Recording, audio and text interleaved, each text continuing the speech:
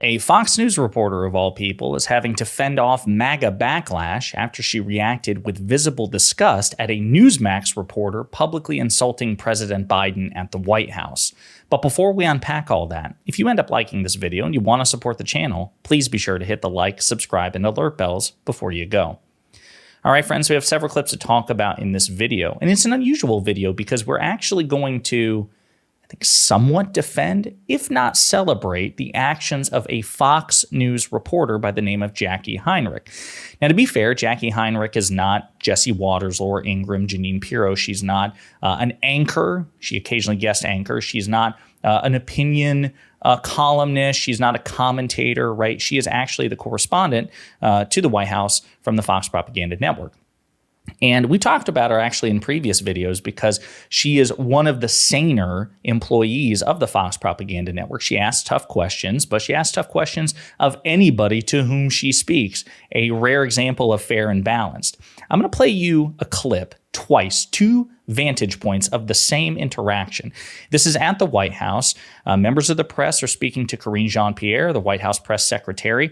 The redhead is Kelly O'Donnell, a NBC reporter and the president of the White House Correspondents Association. And then here on the left is Jacqui Heinrich. I want you to watch her face when you hear this interaction. She's absolutely running. Yeah. Well, he's saying that, and I'm sharing with you his view. And we would invite the president to come here and tell us that directly. Noted, Kelly. But he's awake. That's inappropriate. As you heard from your colleague, the president of the WHA, that's inappropriate. Thank you, Kelly. So a couple of things. We're going to play that same clip from a different vantage point. So what happened was James Rosen of Newsmax, who is off screen, said, if he's awake, just this snide, smart-ass comment made from a Newsmax reporter about interviewing President Biden. Of course, leaning into the narrative coming from right-wing media in particular that Biden is cognitively impaired. Okay. Now, in response to this, again, Kelly O'Donnell reprimands him and says that's inappropriate. Karine Jean-Pierre has the ultimate poker face. She doesn't even flinch at James Rosen's comment. But you know who does flinch? Jacqui Heinrich, a Fox News reporter, reacts instantly with visible disgust and revulsion at this attack on the Democratic president of the United States. It's actually pretty interesting. I want to play this clip again from a different vantage point, and then we'll get into the response from MAGA. We would invite the president to come here and tell us that directly. Noted, Kelly. But he's awake. That's inappropriate. As you heard from your colleague, the president of the WHA, that's inappropriate. Thank you, Kelly. Again, stone cold poker face from Karine Jean-Pierre. But from this vantage point, we see that Jacqui Heinrich nods an affirmation to Kelly O'Donnell's rebuke of Newsmax. Again, clearly reacting with visible disgust. Now, in response to this, MAGA was not happy. Ian Miles Chong, who is a Trump supporter, very active on Twitter, says, look at Fox News reporter Jacqui Heinrich shake her head, agreeing that the criticism of Biden is inappropriate. And you'll see from the comments, they're not happy. Lots of people at Fox don't like Donald Trump. In the Democratic Party, you can't question your overlords. Again, in reference to Jacqui Heinrich, a Fox News reporter. I hate this ensemble. Just insults and attacks. Fire Jacqui, blah, blah, blah. Okay. Now, in response to this, Jacqui Heinrich actually addressed it. She said, interrupting a colleague's questions with shouted commentary is inappropriate. The briefing room is a forum for questions to be asked and answered with appropriate professional conduct.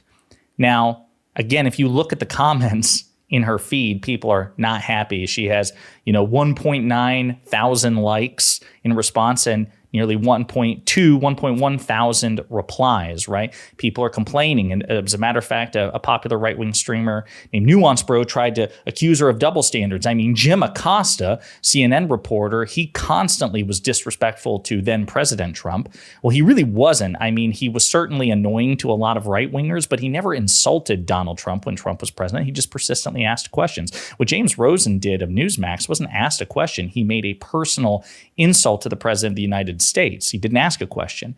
But again, people are not happy with the fact that Jacqui Heinrich reacted the way that she did, even though, again, her statement wasn't in an endorsement of President Biden. The reason I'm bringing this up is because, to me, this is such an interesting reaction in the context of the relationship between Trump and the press and Biden in the press. So I'll remind you that Donald Trump, even recently, even within the past year, has repeatedly publicly threatened members of the press and the media. Trump demands government make MSNBC pay for criticizing him in the latest threat against the candidate. Trump referred to MSNBC in a Truth Central post as a 24-hour hit job on him and the Republican Party for purposes of election interference. The ex-president falsely claimed that the MSNBC uses free government-approved airwaves. He called on the government to come down hard on MSNBC and make them pay for their illegal activity. More to come. Watch. Again, The Hill covered it as well. I say upfront, openly and proudly, that when I win the presidency of the United States, they and others of the lamestream media will be thoroughly scrutinized for their knowingly dishonest and corrupt coverage of people, things, and events. And he's constantly referred to the media as the enemy of the people. So the reason I bring this up is because right now we exist in a moment where both right-wing and mainstream media do seem united in enormously scrutinizing President Biden. The current narrative is about whether or not President Biden is cognitively fit. They don't ask that question about Donald Trump, even though he is also a gaffe machine, even though he is 78 years old, even though he constantly goes on these non sequiturs and, engages in these incoherent rants. He's unable to answer a direct question. But right now, the knives are collectively out for President Biden. President Biden, who, by the way, has criticized the press at times. And by the way, just to be clear, I think it's perfectly acceptable for any president, including a Republican president, to take issue with the press if they disagree with the press's coverage. I think it's fair to say, hey, listen, I think you should be covering something else. Hey, I don't think you're being fair about this. Hey, you're misrepresenting my views, my agenda, my words, whatever. It's okay. The press is not above criticism, even from a president. But to refer to the press as the enemy of the people, to threaten to use the power, the extraordinary power of your office to investigate them, imagine the reaction that both right-wing and mainstream media would have if President Biden publicly threatened to investigate Fox News. I mean, think about that. The Fox Propaganda Network had to pay, nearly an $800 million defamation settlement, $787 million, because of their blatant misrepresentations, their defamatory misrepresentations of the 2020 election and Dominion voting systems. It would be easy, it would be effortless for a Democrat to say, you know what, given the influence that the Fox Propaganda Network has and given their obvious objective pattern of dishonesty, CNN, MSNBC, they've never had to pay anything like an $800 million defamation settlement. Maybe we should investigate them. But Democrats don't say that because they recognize that would be inappropriate to threaten the power of the government and to inflict the power of the government onto your media critics. Trump does it all the time. Trump has a very toxic relationship with the press. We've talked about in previous videos how he has responded to Fox News, again, the Fox Propaganda Network. When the Fox Propaganda Network recently released a poll, it was like 2 weeks ago, showing that President Biden had a 2-point percentage lead over Donald Trump, he went off on Truth Central, right? Saying, they're not fair to me, they're not fair to any Republican, how dare you? Because he's that thin-skinned. So to me, it's just a stark contrast between not only the two leading candidates, but also the two parties as a whole. And Jacqui Heinrich is kind of an interesting example in the sense that even though she works for an openly partisan and right-wing outlet, and by the way, look at her Twitter feed, listen to her exchanges with Karine Jean-Pierre. She asks tough questions. She does not grade President Biden on a curb. She constantly grills the administration.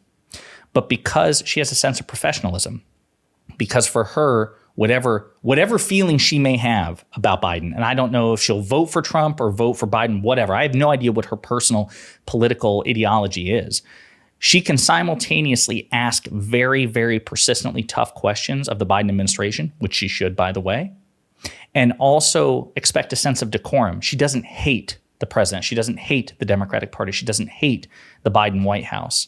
And because she doesn't hate them and because she reacts with visceral, visible disgust when somebody reacts with contempt towards the president of the United States, because she seemingly respects the office that much and professionalism and decorum, she receives backlash from MAGA.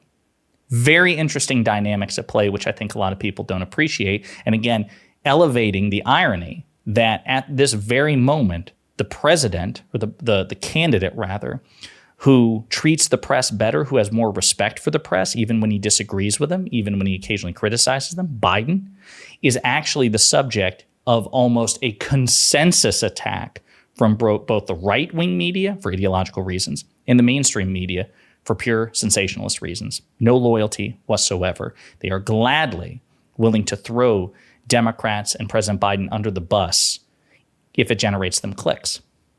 That's proof right there, proof positive that the mainstream media is not liberally biased, not in the way that right-wing media is for Trump. And it's also proof that in right-wing media, there is no room, as far as MAGA viewers are concerned, for any respect or decorum to be extended to President Biden and the Democrats. Fascinating stuff. Let me know what you think in the comments.